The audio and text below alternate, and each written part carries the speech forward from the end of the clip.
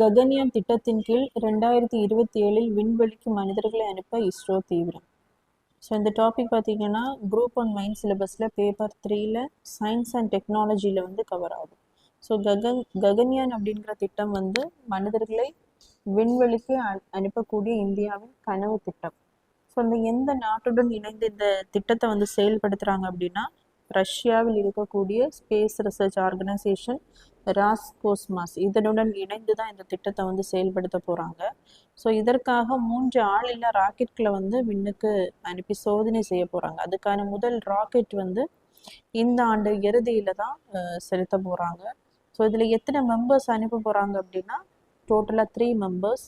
அதற்காக 4 மெம்பர்ஸ் இப்போ செலக்ட் பண்ணியிருக்காங்க. அதிலிருந்து 3 மெம்பர்ஸ் தான் இந்த விண்வெளி திட்டத்திற்காக அனுப்பி வைக்கப்படுவார்கள். ஸோ யாரெல்லாம் பார்த்தீங்கன்னா பிரசாந்த் பாலகிருஷ்ணன் நாயர், அஜித் கிருஷ்ணன், அங்காட் பிரதாப் அண்ட் சுபான்ஷு சுக்லா.